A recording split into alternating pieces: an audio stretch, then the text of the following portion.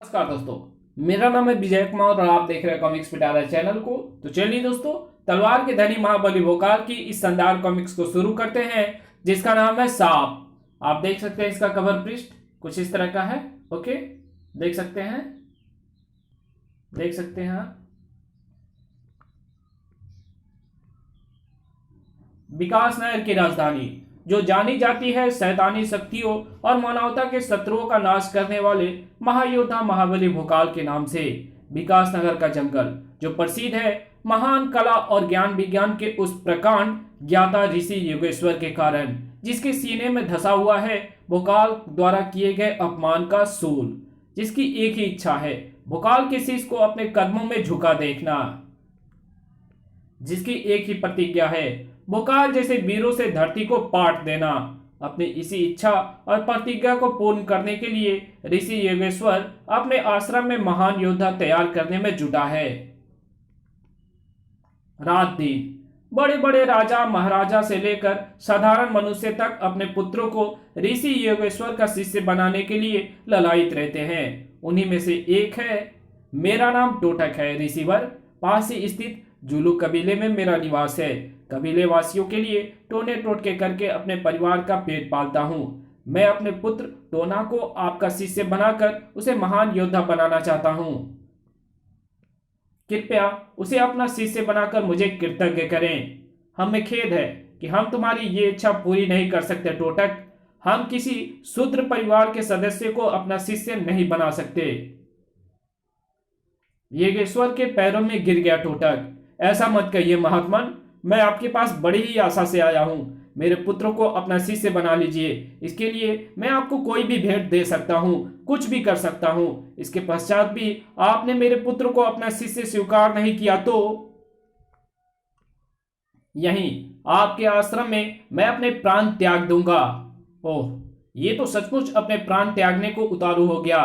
हमें इसे रोकना होगा, अन्यथा हम व्यर्थ में ही इसके मृत्यु के पाप के दोषी हो जाएंगे। रुको, अपने शरीर पर प्रहार करना बंद करो। हम तुम्हारे पुत्र को अपना शिष्य बनाने को तैयार हैं, परंतु हम ऐसा तभी करेंगे जब तुम हमें हमारी मनवांछित भेंट ला कर दोगे। मैं धन्य हुआ ऋषिवर। कृपया अपनी भेंट के विषय में बताइए। अगर देवता इंद्र का सिंहासन भी मांगेंगे तो टोटक उसे भी लाकर आपके कदमों में रख देगा। हमें भेंट में देवता इंद्र का सिंहासन नहीं, भोकाल का शीश चाहिए। आप महाबली भोकाल के शीश की बात कर रहे हैं ना ऋषि महर्षि? हाँ, हम उसी कीड़े भोकाल के शीश की बात कर रहे हैं, जो स्वयं को विश्व का सबसे बड़ा महाबली कहता फिरता है। उसी का शीश भेंट में चाहिए हमें। कहो, ला सकते हो? हाँ, मैं भोकाल का शीश ला सकता हूं। आने वाले गुरु पूर्णिमा को भोकाल के शीश के साथ अपने पुत्र टोना को लेकर टोटक आपके समक्ष प्रस्तुत होगा। मूर्ख, तो इस गुरु पूर्णिमा को क्या, हजारों गुरु पूर्णिमाओं को भी वापस लौटकर नहीं आने वाला, क्योंकि बड़े से बड़े शक्तिशाली, भयंकर से भयंकर शक्तियां जिस भोकाल का बाल भी बांका नहीं कर पाई, उसका शीश तुझ जैसा साधारण मनुष्य क्या काटेगा। लेकिन तुझसे छुटकारा पाने का इससे अच्छा और कोई उपाय नहीं है।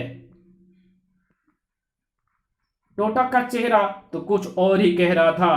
भोकाल का शीश काटने के लिए भोकाल को कब और कहां धरूं? भोकाल! अरे, भोकाल मेरे कबीले में? ये महाबली भोकाल नहीं, मैं हूं बापू, आपका प्यारा बेटा टोना, और मैं आपके प्यारे महाबली भोकाल की तरह बनने का अभ्यास कर रहा हूं। और अगर मैं ऐसे ही अभ्यास करता रहा तो देखना बापू, मैं जल्द ही महाबली जैसा बन जाऊंगा। जय महागुरु भोकाल। बच्चे की बातों ने आग लगा दी टोटक के तन बदन में। तू भोकाल जैसा नहीं बनेगा। मुझे तुझे भोकाल जैसा नहीं बनाना। भूल जा भोकाल को और अपना आदर्श महर्षि योगेश्वर को बना, क्योंकि जिस भोकाल को तू अपना आदर्श बनाए हुए है उसका जीवन बहुत छोटा है। जल्दी, बहुत जल्दी समाप्त होने वाला है भोकाल। उसका जो गर्भ से भरा शीश है ना, वो शीघ्र ही उसके धड़ से अलग होने वाला है। खटाक! ओह, बापू उस वर्जित क्षेत्र में गए हैं, और मैंने मां से सुना है कि बापू उस वर्जित क्षेत्र में तब जाते हैं जब उन्हें ऐसे टोटकों का सहारा लेना होता है जो बड़ी से बड़ी शक्तियों को पलक झपकते ही समाप्त कर देते हैं। आज बापू किस शक्ति को समाप्त करना चाहते हैं? टोना के बालमन ने तुरंत ही अपने मस्तिष्क के विचारों को झटका दिया। बापू कुछ भी करे, मुझे क्या, मुझे तो मां से जाकर मिलना चाहिए। उन्होंने मेरे लिए महाबली भोकाल जैसी नई पोशाक बना दी होगी। टोना का नन्हा मस्तिष्क नहीं समझ पाया था।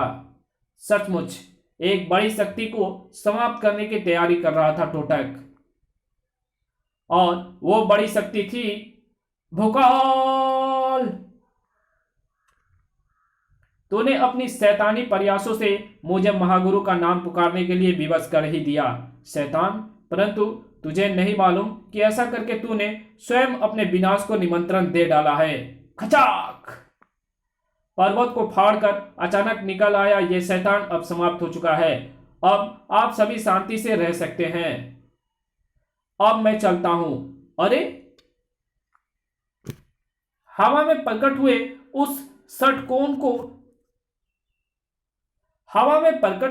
उस षटकोण से कुछ प्रेताकृति ने निकलकर मुझे जकड़ लिया है और अब ये मुझे खींचकर उसी षटकोण की तरफ ले जा रही है।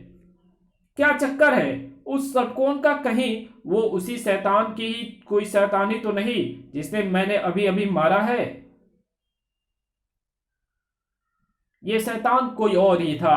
भोकाल षटकोण प्रेत टोटके में फंस चुका है और अब प्रेत उसे षटकोण में ही खींचकर ले जा रहे हैं। अब नहीं बचेगा, हरगिज नहीं बचेगा।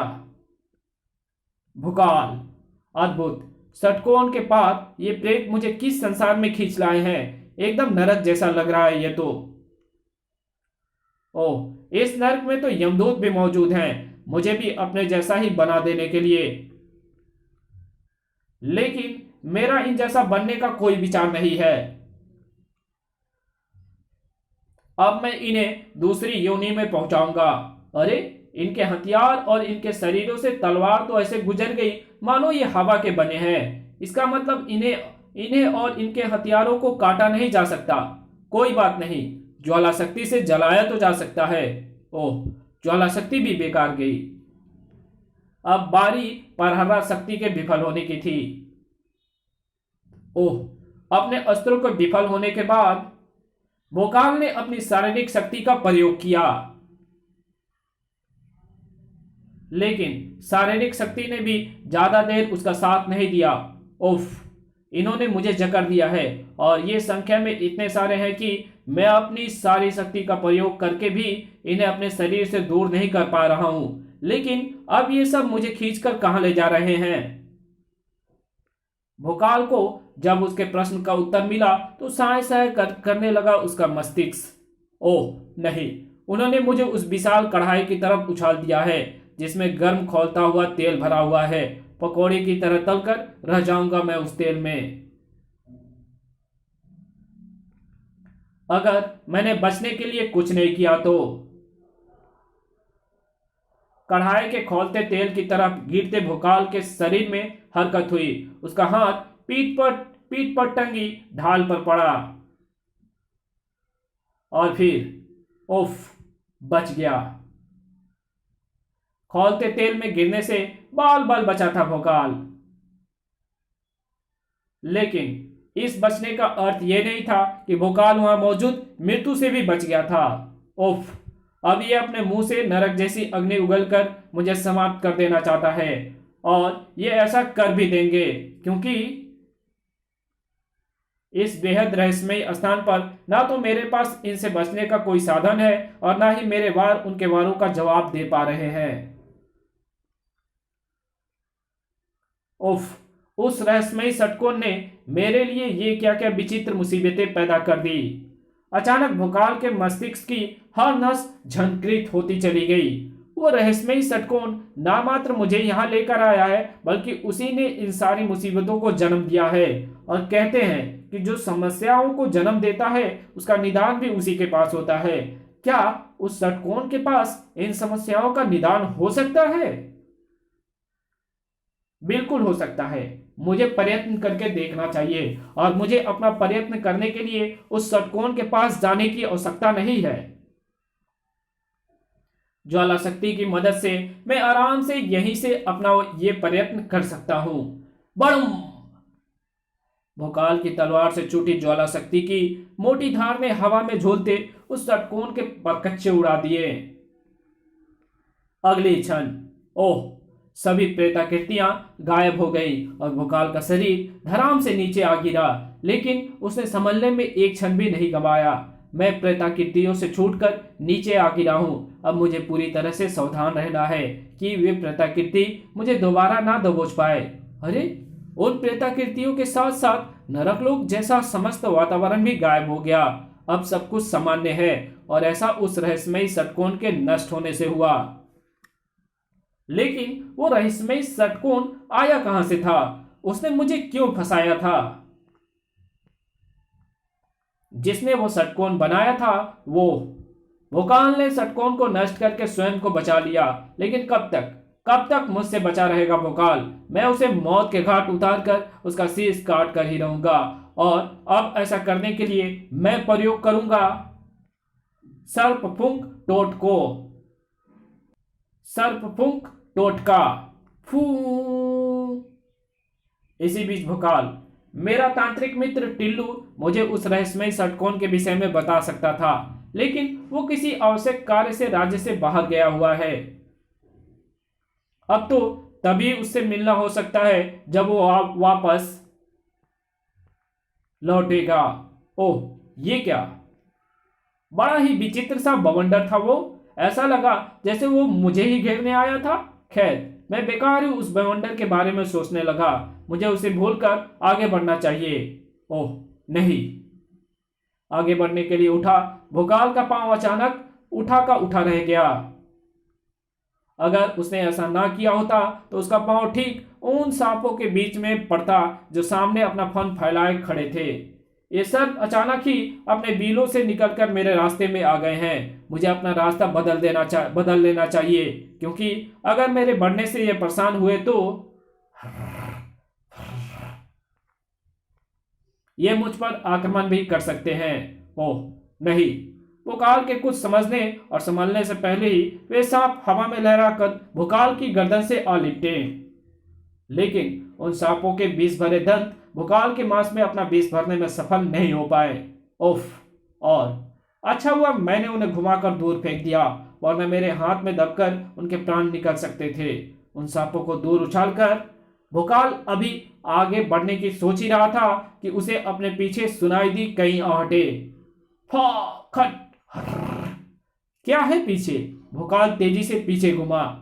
इस कहानी को यहीं खत्म करते हैं। इसके आगे की कहानी पढ़ेंगे इसके पार्ट 2 में। तो मिलते हैं इसके दूसरे पार्ट में। तब तक के लिए बाय। अगर वीडियो अच्छी लगी हो तो इस वीडियो को लाइक कर देना। अगर चैनल पे नए हो तो चैनल को सब्सक्राइब कर बेल आइकन को जरूर प्रेस कर देना। और जहां इस वीडियो की जरूरत हो वहां पे इसको शेयर जरूर कर देना। Thanks for watching my video.